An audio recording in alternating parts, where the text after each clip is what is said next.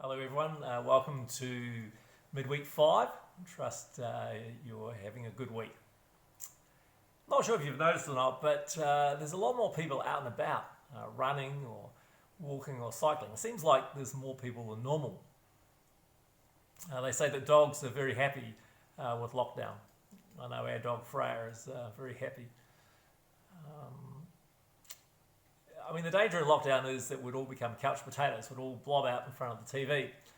And I'm sure we've done that. I admit I've done a bit of that too. But one of the good things is Ros and I have been able to go for a walk most days, partly because we're home now in the middle of the day. It's been great.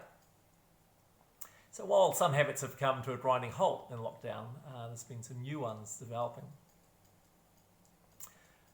For some of you, especially if you've got young kids, it might seem as if life has become busier, but I know talking to many of you, you've actually said that life has slowed down.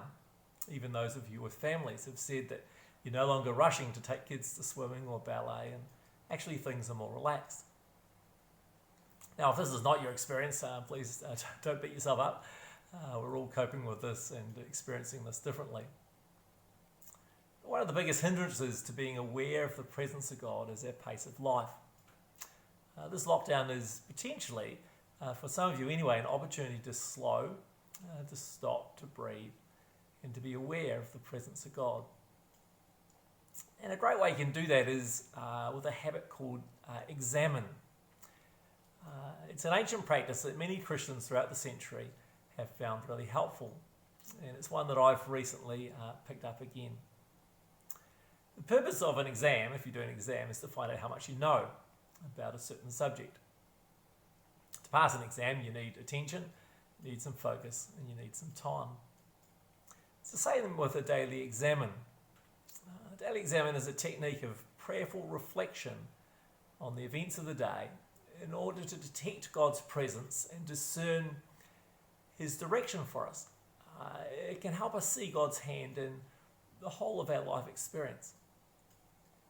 It was a practice developed by a Spanish priest by the name of Ignatius of Loyola. I think that's how you say it anyway, Loyola, in the 1500s. Ignatius was the founder of the Jesuit order, and the Jesuits sent missionaries around the world. It's a practice you can do first thing in the morning, or maybe just before you go to bed.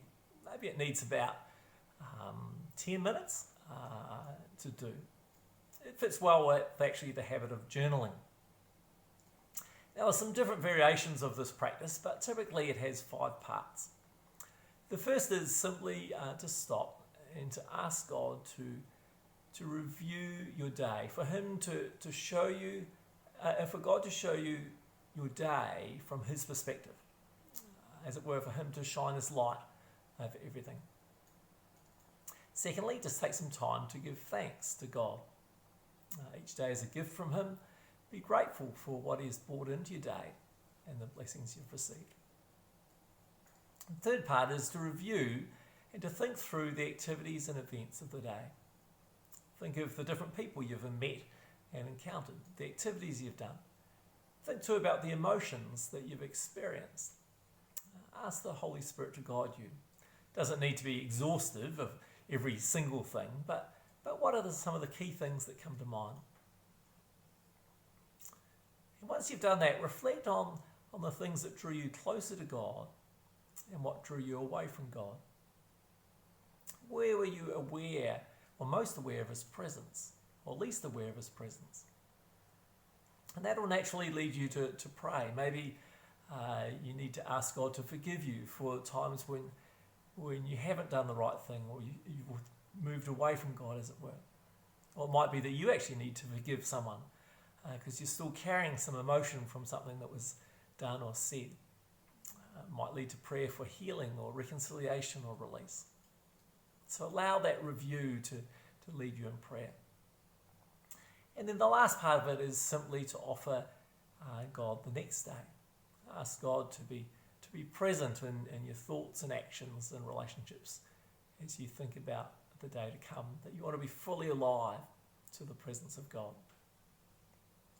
This practice that's, as I say, been used by many Christians over the centuries is a simple way of slowing down and allowing God to speak into your life. I want to encourage you to give it a go.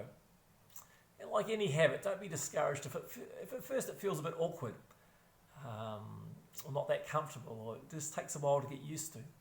Or even if you miss a few days, stick at it and see if this is something that will help you experience more of the presence of God. God bless.